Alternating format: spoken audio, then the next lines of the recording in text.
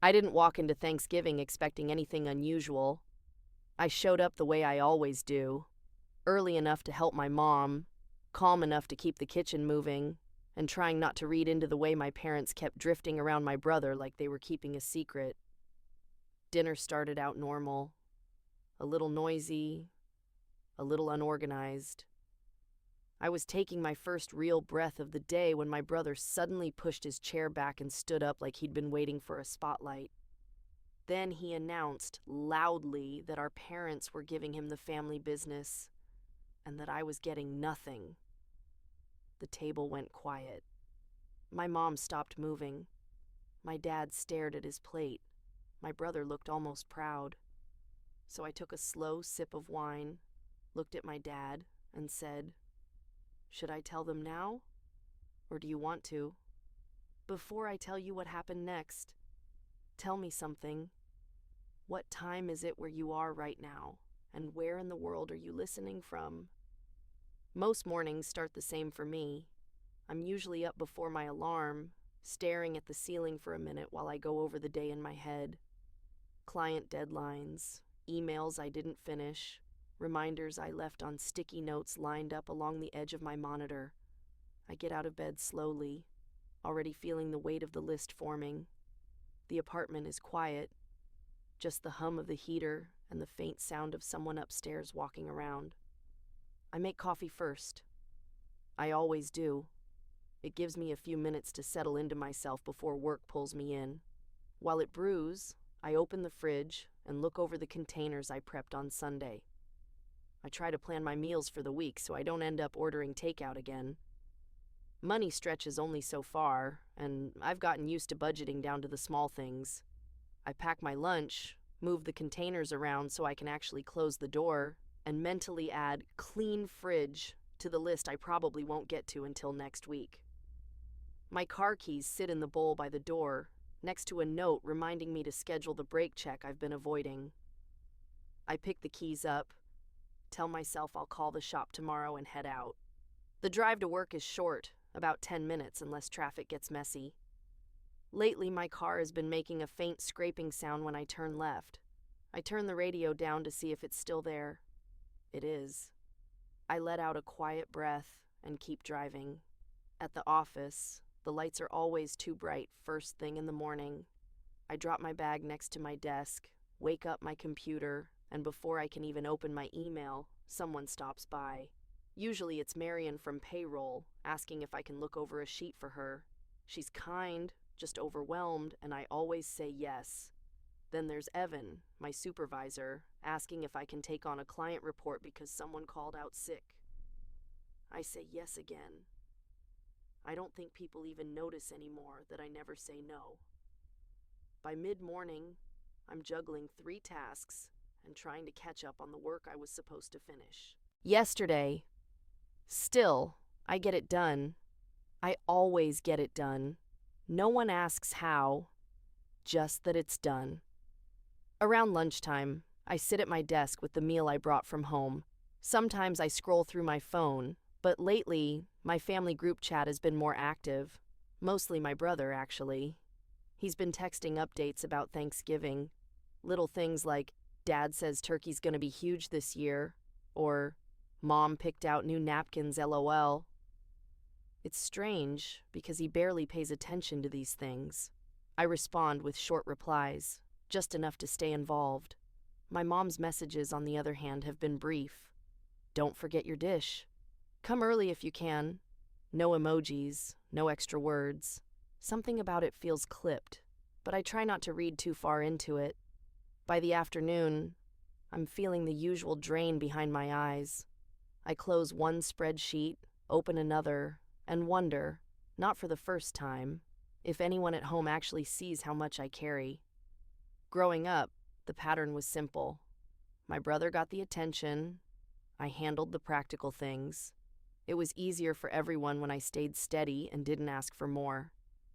When the workday finally ends, I stop by the store to pick up the ingredients for the dish my mom always asks me to bring. I've made it enough years in a row that I barely have to think about the recipe. Back at my apartment, I unload groceries, change into sweats, and start prepping. The kitchen is small, but I've learned how to move around it without feeling cramped. The smell of the herbs fills the room, warm and familiar. While the dish bakes, I check my phone again. Another message from my brother.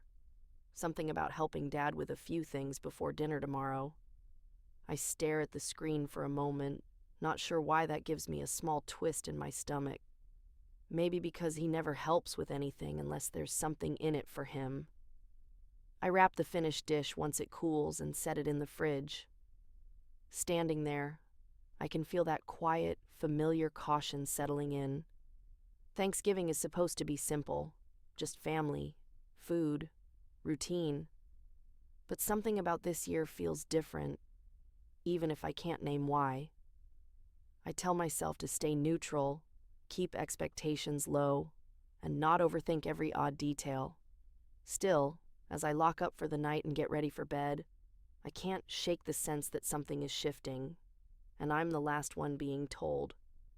When I pulled up in front of my parents' house, my brother's car was already in the driveway. That wasn't unusual, but seeing it there gave me a small, unexpected jolt. I sat for a moment with both hands on the steering wheel, trying to shake off the long week and remind myself this was just Thanksgiving, not a test I needed to pass. Inside, the warmth and noise hit me at the same time. My brother was standing in the entryway with my mom, and she was laughing at something he'd just said. The second they saw me, her expression shifted into a polite smile. Not unfriendly, just thinner, like she had to move from one mode to another. "There you are," she said, giving me a quick hug before pulling back. "Can you put your dish in the kitchen? We're kind of behind." My brother got a louder, longer greeting, but I tried not to focus on it. I held up the container. "Sure. Where do you want it?" "Just set it down anywhere," she said, already turning back toward him. "We need to finish the stuffing." I took my shoes off and carried the dish into the kitchen. The counters were crowded with half-prepped food. My aunt was slicing vegetables at the table. She glanced up and smiled. "Oh, hey," she said. "Still working that little accounting job?" My hands paused on the edge of the counter. I forced a small smile. "Yeah, same place." "That's nice," she said in a tone people use when they don't actually care. "You're good with numbers. I could never do something so small scale." I nodded, pretending it didn't sting. Maybe she didn't mean anything by it. Or maybe she did. I wasn't sure anymore. Before I could settle into a rhythm, my mom hurried in behind me. "Can you jump in and help? We're way off schedule." She pointed to the sink piled with mixing bowls. "Wash these?" I rolled up my sleeves. "Yeah, I've got it." As I started the water, my brother called from the hallway. "Mom, did you tell Dad about the thing yet?" My mom shushed him quickly. "Later, not now." I glanced over my shoulder, but they both avoided looking at me. Just a small moment, but it landed heavier than it should have. I washed the bowls while everyone else moved around me. Conversations were happening, but I wasn't part of them. I could hear my dad and brother in the next room talking about something that sounded like schedules and plans, but the words were too soft to make out. Whenever I stepped closer to bring something into the dining room, their voices would drop even further. At one point, my dad asked my brother what he thought about rearranging the seating to fit everyone comfortably. Then he turned to me. "Don't worry about it, sweetheart. We'll handle this part." It wasn't rude, but it brushed me aside before I even had a chance to answer. I nodded and stepped back, pretending it didn't bother me. My cousin showed up with her kids and the house got louder. I stayed in the kitchen, wiping the same spot on the counter more times than necessary just to look busy. My brother walked through a few times, all confidence and charm, carrying dishes my dad had handed him. At one point he caught my eye and gave me a quick smile, the kind someone gives when they're distracted. Then he went right back to talking with Dad about timing and how we'll say it. I kept breathing slowly, reminding myself to stay calm, not make assumptions. not let old patterns get under my skin. A little later, as we all settled into the dining room to start the meal, I took a seat near the middle of the table. My dad and brother sat across from each other, deep in conversation. My mom kept checking her phone, tapping the case against the table like she was keeping time with her nerves. During a small lull, my aunt asked a question about the local store being closed earlier than usual. I made a comment about supply issues affecting their hours, something simple, just adding to the conversation. But my dad waved his hand. No, that's not it, he said, cutting me off. Your brother was just saying something about it earlier. Then he looked toward him. What was it you said? I sat back a little as the focus shifted to my brother. He gave an explanation, something vague and not exactly accurate, but everyone nodded along. I kept my face neutral, taking a sip of water to give myself something to do. Tiny things kept piling up. My brother passing dishes without looking my way. My mom asking him if he wanted the last roll, even though the basket was closer to me. People leaning in when he spoke, then barely glancing over when I added something. None of it was outrageous. Nothing anyone could point to and call intentional. But the pattern was familiar. I could feel myself falling into that quiet, practical role I've played my entire life, and I hated how quickly it happened. The glances were what finally made my stomach tighten. Little looks between my mom, my dad, and my brother. Quick, almost practiced. Every time I caught one, their expressions smoothed out like nothing happened. Once, when I walked past the living room to grab more napkins, I heard my dad say, "We'll do it after dinner." And then a pause that told me he'd spotted me. By the time most of the food was on the table, the tension settled around us in a way that didn't feel loud, but felt definite. People were talking, laughing, serving themselves, but there was an undercurrent running beneath it all. Something quiet and coordinated, like everyone was waiting for the same moment. I took my seat again and folded my napkin in my lap. My brother and dad shared another one of those small looks. My mom reached for her wine but hesitated halfway. I could see her chest rise with a slow breath. I didn't know what the moment was or when it would drop, but the longer I sat there, the clearer it became that I wasn't imagining it. Something was planned. Something big enough that they kept circling around it, making space for it, building up to it while pretending everything was normal. I straightened my fork and knife on either side of my plate just to give my hands something steady to focus on. Whatever was coming, everyone at that table seemed to know except me. I told myself I just needed a moment to breathe. The table felt crowded, the air a little too warm, and the conversations didn't include me anyway. So I excused myself, pretending I needed to check on the rolls. No one argued. No one even really looked up. That alone gave me a quiet sting I tried to swallow. The kitchen was cooler. I opened the oven even though I knew the rolls were fine. They were golden, done, and didn't need me. I just needed the small break. I closed the oven gently and leaned my hands on the counter, taking one slow breath and then another. I could hear the voices from the dining room through the doorway, a mix of laughter and small clinks of silverware. When I went to grab a glass of water from the cabinet, I realized I'd left my phone in my bag by the front door earlier. I figured I might as well check it, maybe distract myself for a second. I walked out quietly, passing the hallway and the coat rack. As I reached the entryway, I heard my dad's voice, low, firm, the kind he uses when he doesn't want the whole house to hear. "So we're finalizing it tonight," he said. "Everyone needs to hear it at once." My brother answered, also quiet. "Yeah, I'll say it. It'll be fine." I froze just outside their line of sight.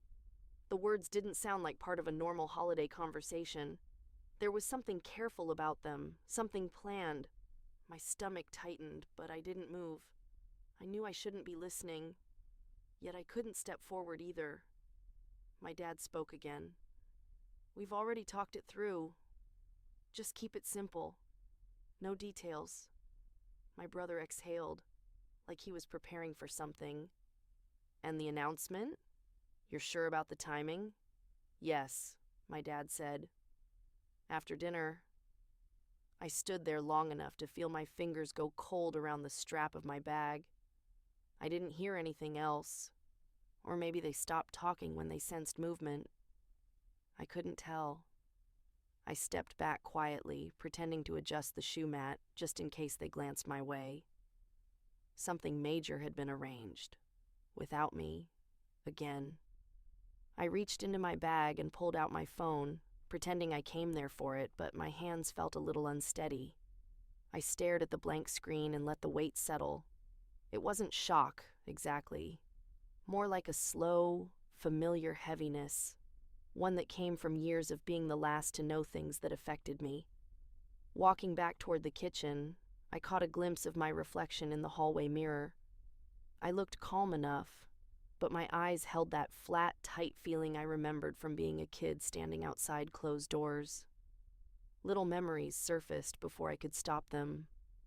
I saw myself at 8, doing a school project alone at the kitchen table while my parents fussed over my brother's science fair poster. I remembered being 14, wanting to try out for something at school and being told it would complicate the schedule, so I didn't. And all those quiet years of stepping aside because it was easier for everyone if I didn't ask for anything. The memories weren't dramatic. They were small and ordinary, which almost made them worse. Back in the kitchen, I set my phone on the counter and held onto the edge for a second. The house felt louder now, even though nothing had changed. I breathed slowly through the pinch behind my ribs, grounding myself. My aunt walked in looking for the gravy boat. She saw my face and paused. "You okay?" she asked gently. I gave a small nod. "Yeah, just warm in there." She didn't look convinced, but she didn't pry. She gave me a soft, knowing look before leaving with the gravy boat. It wasn't much, but it made me feel a tiny bit less alone. I stayed where I was for a moment after she left, feeling something shift inside me. It wasn't anger, not in the sharp way. It was more like clarity settling in, quiet but firm. There was a line between being accommodating and being invisible, and I'd been standing on the wrong side of it for a long time. I straightened the towel on the counter, smoothed my hands down my sleeves, and picked up my phone. The weight in my chest didn't disappear, but it steadied. I knew myself. I knew what I'd lived through, what I'd accepted out of habit, and I knew I didn't want to keep doing things the same way. I walked back toward the dining room, each step slow but sure. The closer I got, the more I could feel that undercurrent again, those small glances, the careful pauses, the quiet coordination happening without me. Instead of shrinking from it, I let myself look straight at it this time. When I reached my seat, the table was full of chatter. My brother looked up briefly, then back to my dad. My mom pushed her napkin in nervous little folds. I pulled out my chair and sat down calmly. I didn't interrupt anyone. I didn't make a sound. I just settled in with a clarity I hadn't felt in years. Whatever they had planned, I wasn't walking back into it blindly. I wasn't walking in small or unsure. I was right there, fully present, and ready for whatever came next. The table had settled into a steady rhythm. People were eating, passing dishes around, picking at leftovers on their plates. The kind of noise that usually helps me blend in. My brother had barely touched his food. He kept shifting in his chair, glancing at my dad, then at my mom. Each time he did it, the air around us tightened a little more. I was reaching for the cranberry sauce when he suddenly pushed back his chair. The sound scraped louder than it needed to. A few heads turned. My aunt stopped mid-sentence. My mom set down her fork gently, as if she already knew what was coming. My brother cleared his throat. It wasn't a casual sound. It was practiced. He straightened his shoulders like he was stepping into a role. I have something to say, he announced. For a second, no one spoke. My dad pressed his lips together. My mom folded her napkin on her lap even though it didn't need folding. I put the cranberry spoon down and rested my hands in front of me, keeping my face neutral. My brother looked around the table, his eyes moving too fast, like he was trying to catch everyone's attention before it slipped. So, I wanted everyone to hear this at the same time, he said. Mom and Dad told me they're giving me the family business. A few relatives reacted with polite interest. Someone said, "Oh, wow," under their breath. He went on, a little bolder now that the words were out. And, yeah, basically, I'll be taking over. And, he glanced at me briefly, then away. She's getting nothing. The word dropped in front of me like it was supposed to flatten me. My mom sucked in a quiet breath. My dad's jaw tightened. A forced smile twitched across my brother's face, like he thought this was some kind of milestone moment for him. I didn't feel anger. Not right away. What I felt was the familiar effort of keeping myself steady, like holding the handle of a heavy grocery bag so it didn't dig into my fingers. Around the table, reactions rippled. Confusion, discomfort, little looks of, should we clap? Mixed with, should we pretend we didn't hear the last part? My aunt shifted in her seat and reached for her water, not drinking it, just holding it like she needed something between her hands and the tension floating across the table. My mom stared at her plate. My dad didn't look at me at all. I picked up my wine glass with a calm I didn't fully understand yet, took a slow sip, set it down. My brother was watching me now, waiting for something. Surprise, maybe. Or shock.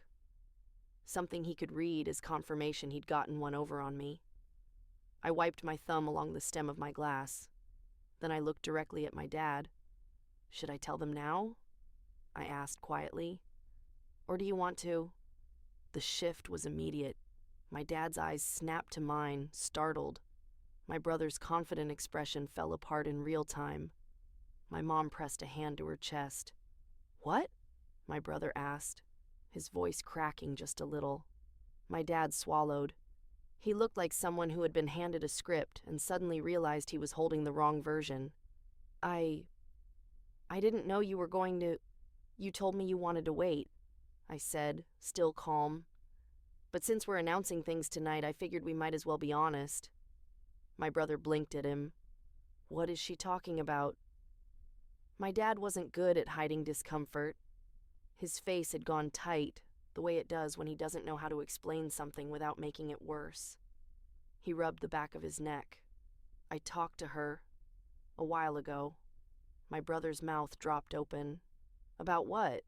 About what, Dad? I leaned back just slightly, giving myself a moment before I said it out loud. About being part of the business, I answered for him. He offered me a role, a pretty big one, actually. My brother jerked his head toward me. What? Since when? Early last month, I said. He came to my place. We talked for a long time. My mom finally whispered, You didn't tell him? To my dad, sounding exhausted more than angry. My dad exhaled, shoulders slumping. It wasn't the right time. I thought she needed space to think about it. My brother looked like the ground had shifted under him. So what? You said no? I nodded. I did. I told him I didn't want it. My cousin blinked. Wait, why not? It was a fair question. I let myself breathe around it. Because I've spent most of my life being the one who handles things, I said quietly. The one who steps in, fixes problems, fills gaps. I didn't want to keep doing that in a bigger, heavier way. Not for a business I was never actually included in growing. My brother shook his head slowly, not understanding. So then why would Dad give it to me? If you were already part of the plan? He didn't give it to you, I said, keeping my tone even. Not officially. You assumed. My brother's face went red. Dad? He demanded. My dad lifted both palms slightly like he was trying to steady the room. We weren't finished deciding anything. I told you we'd talk more after the holidays. Oh, come on, my brother snapped. You said I was the natural choice. I said you were one option, my dad cut in. His tone wasn't sharp, but it was firm. And I said we needed to figure out what made the most sense. My brother laughed once, a bitter sound. So she says no, and I'm still not the automatic pick? For our family business? My dad didn't answer right away, and that silence told the truth better than any explanation. Across the table, relatives shifted uncomfortably. No one wanted to pick a side. My mom finally looked up at me, guilt written all over her face. Why didn't you tell us you said no? I held her gaze. Because every time I try to talk about wanting something different, it gets minimized or redirected. And I didn't want to fight for the right to choose my own life. My dad winced. My mom's eyes softened into something sadder. My brother leaned back, staring at me like I'd upended his entire understanding of the night. So what? You just let me think. You told everyone I was getting nothing, I reminded him, gently but firmly. That wasn't something Dad said. That was something you decided. He looked genuinely confused for a moment, like it hadn't occurred to him how those words might land. I didn't mean it like you're worth nothing, he muttered. I thought it was true. I know, I said softly. That's the problem. The table fell into a heavy silence. Not angry silence, just still. Full. People looking at their plates because they didn't want to intrude but also couldn't ignore what was happening. My dad finally spoke, voice lower. We should have handled this better. All of it. I should have included you both. My mom nodded in small, tight movements. We didn't mean to make you feel left out. I know you didn't mean to, I said, but it still happened. And it's happened for a long time. There was no yelling, no dramatic scene, just the slow unraveling of old habits and the uncomfortable truth that none of them had realized how deeply those habits had settled into me. My brother let out a breath and dropped his gaze. My dad stared at the tablecloth, like he was rethinking every step that led us here. And I sat there, steady. Not because it didn't hurt, but because the hurt finally had a place to go besides inward. By the time I finally got my coat on and stepped outside, the night air felt colder than I expected. It hit my face in a way that made me stop for a second, just to let the quiet settle around me. My car was parked under the streetlight, and for once, I didn't rush to get inside. I just stood there, breathing, letting the noise of the house fade behind me. The drive home was almost completely silent. I didn't even turn on the radio. My hands stayed tight on the wheel for the first few miles, like my body hadn't caught up to the fact that I was away from the table, away from everyone's eyes. Once I got into the emptier stretch of road, I loosened my grip and let out a slow exhale I didn't realize I'd been holding. My phone buzzed in the cup holder. Then again. By the time I reached a red light, I glanced down. A few of my cousins had texted things like, "Hey, are you okay?" And that was a lot. One sent a simple heart emoji. Nothing dramatic, just small gestures that felt more grounding than I expected. I pulled into my apartment complex and sat in the parking spot for a minute before getting out. The overhead lights hummed softly. I grabbed my dish from the back seat and headed inside. The apartment smelled the same as when I left. Faint detergent, a candle I'd blown out too quickly earlier. It felt calm, which was something I didn't realize I needed until I closed the door behind me. About 20 minutes later, my phone rang. It was my mom. I let it ring twice before answering. Her voice was softer than it had been all night. "I just wanted to say I'm sorry," she said, "for how everything came out, for not handling it better."